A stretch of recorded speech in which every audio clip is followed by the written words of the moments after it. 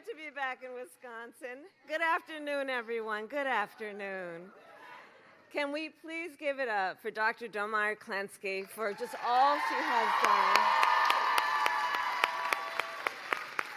and her incredible courage. I had the joy of spending some time with her backstage. You really are fantastic. And of course, it is good to be with my dear friend Tammy Baldwin. She was here earlier today, but she had to go back to Washington for some important votes.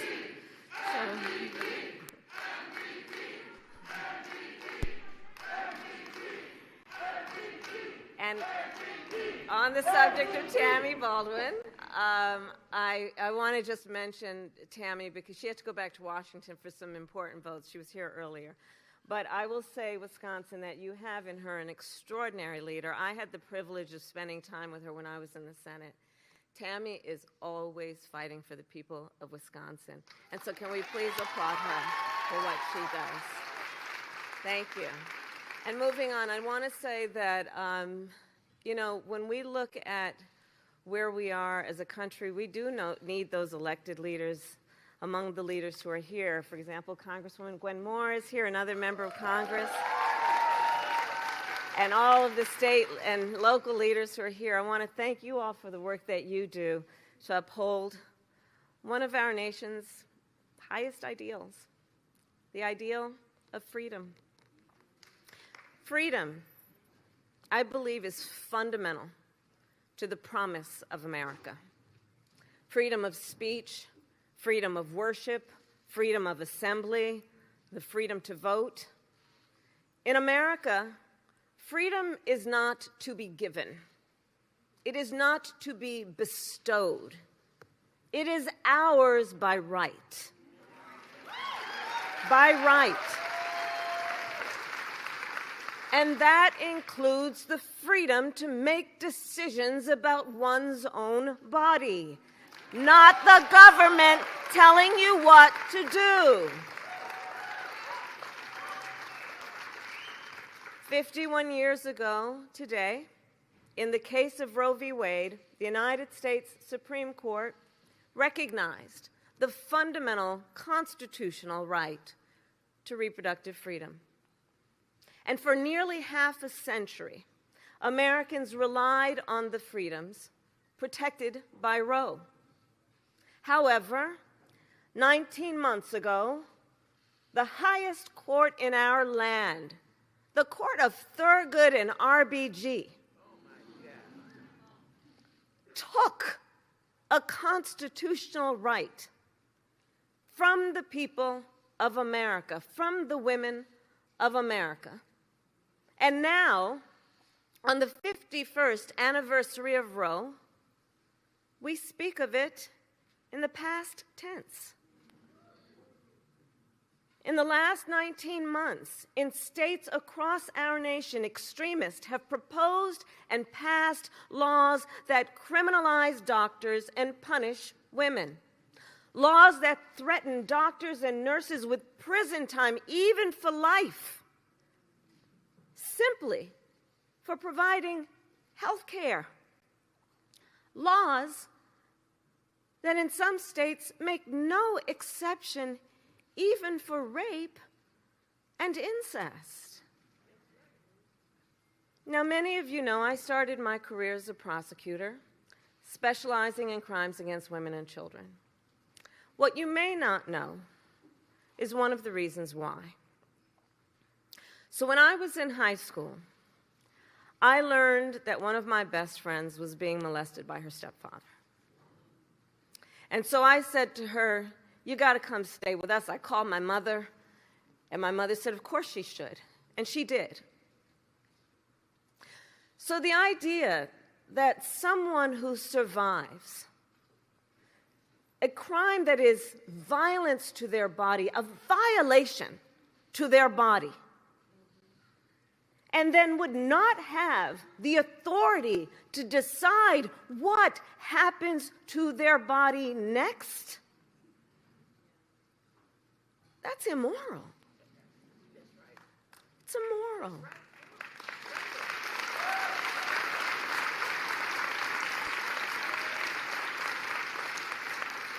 And let us all agree, one does not have to abandon their faith or deeply held beliefs to agree the government should not be telling her what to do with her body.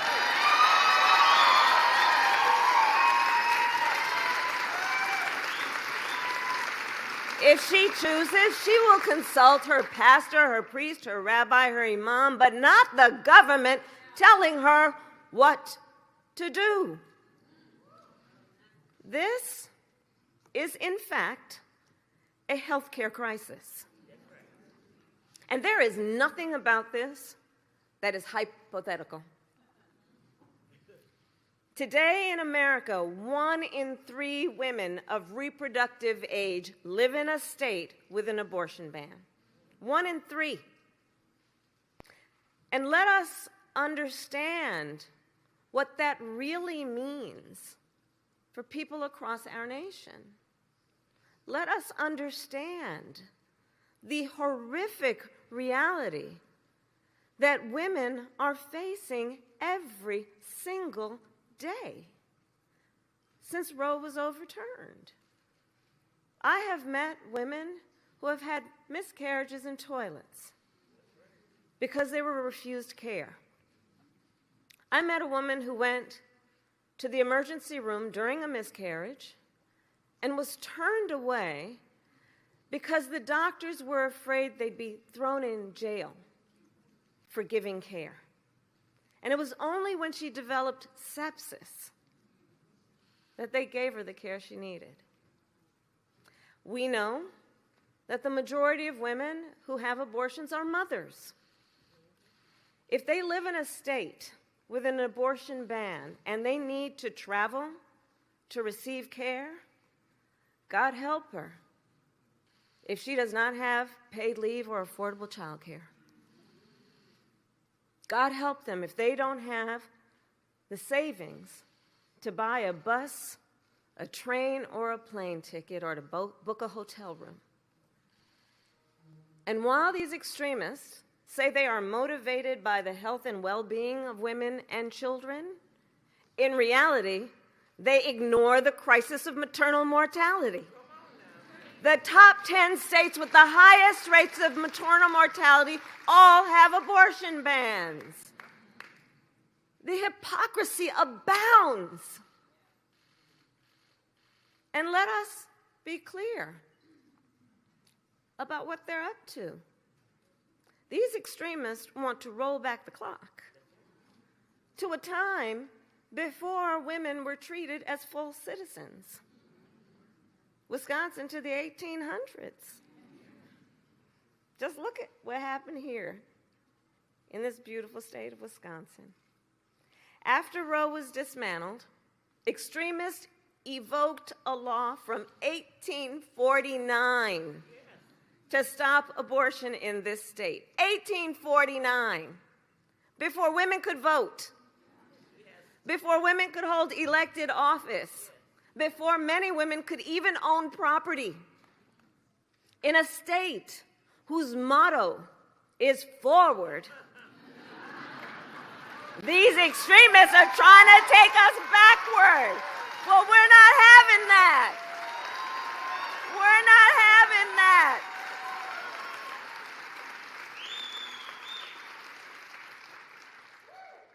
And just look at what the fallout has been. The reproductive care clinics across the state that had to close. The women that hospitals had to turn away. Women like Megan. So Megan learned she was pregnant early last year. A few months later, she and her husband, John, went to their doctor for a routine ultrasound. And it revealed devastating news for them. The fetus had a severe genetic disorder, and Megan's pregnancy threatened her life. But because of that 1849 law, Megan's doctor could not provide a life-saving abortion unless he found 2 other physicians to sign off. He called doctor after doctor here in Wisconsin. but none were willing to risk going to prison. Ultimately, Megan had to go to Minnesota to receive care. She had to leave the state where she calls home to save her life. Thankfully, late last year, a judge declared that this 1849 law did not apply to abortion, and some clinics in Wisconsin have since reopened. But that does not undo or heal the incredible pain that women like Megan have endured. Megan and her husband, John, are here with us today, and in front of all the friends, let us applaud them for their courage. And I thank them for the time that I had with them today. Can we please applaud them?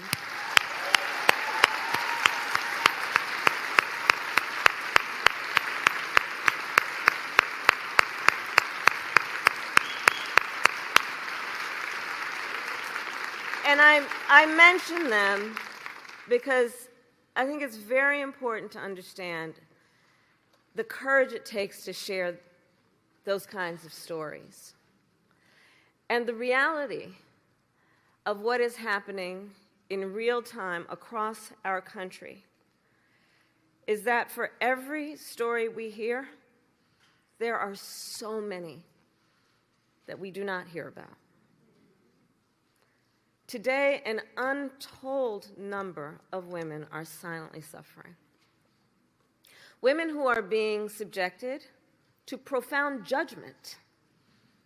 Women who are being made to feel as though they did something wrong, as though they should be embarrassed, being made to feel as though they are alone.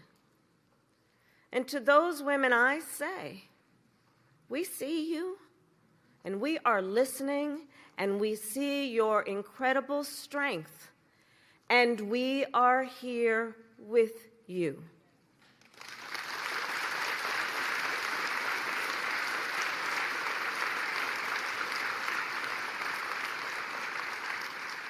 And so as we face this crisis, as we are clear-eyed about the harm, let us also understand who is responsible. Shall we? The former president handpicked 3 Supreme Court justices because he intended for them to overturn Roe. He intended for them to take your freedoms. And it is a decision he brags about. Yes, he does.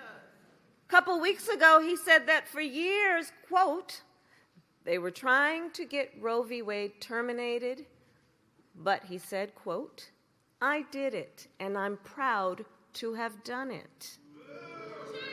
And the women should be prosecuted. Proud? Proud? Proud that women across our nation are suffering? Proud that women have been robbed of a fundamental freedom? Yeah. Proud that doctors could be thrown in prison for caring for their patients? That young women today have fewer rights than their mothers and grandmothers? How dare he?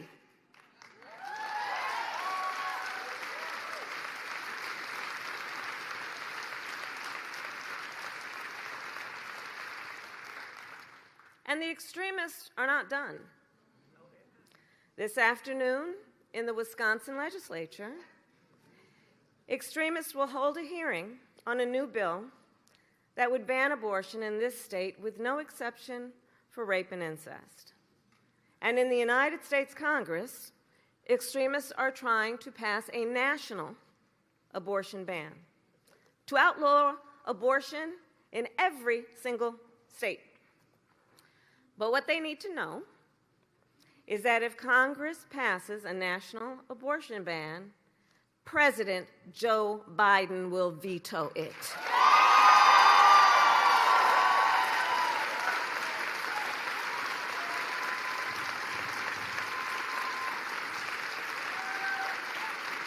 Yes, he will. Because here's the deal about all of us. We trust women.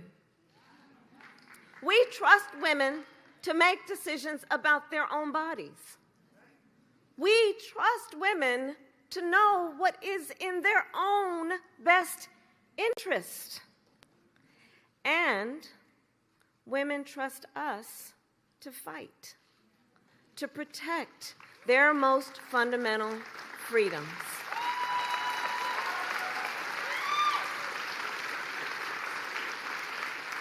And it is going to take all of us. It is going to take all of us.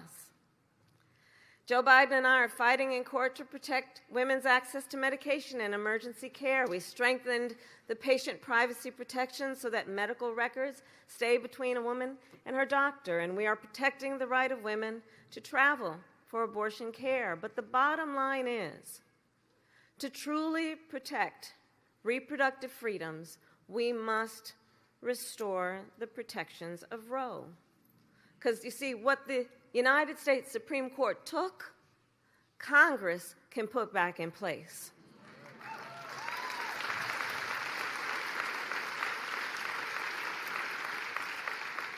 So we need a majority of leaders in Congress who simply agree, here's the thing, simply agree that the government should not be making those personal decisions for folks. And when Congress passes a law that puts back the protections of Roe, Joe Biden will sign it.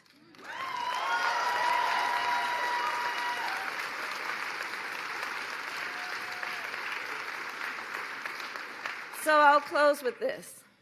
It's going to take all of us to get us to that place. Everybody here. And momentum is on our side. We are winning.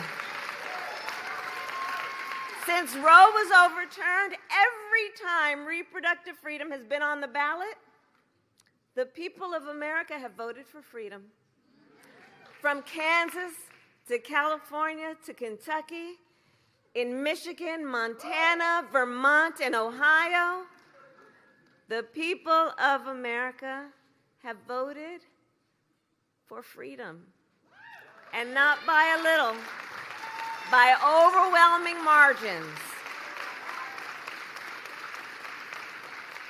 Proving also this is not a partisan issue. Tens of millions of Americans in red states and blue, including here in Wisconsin, marched to the polls in defense of fundamental freedoms. So I say, the voice of the people has been heard, and it will be heard. And then I finally ask, today, Wisconsin, are you ready to make your voices heard? Do we trust women? Do we believe in reproductive freedom? Do we believe in the promise of America? And are we ready to fight for it? And when we fight, we win. God bless you. God bless the United States of America.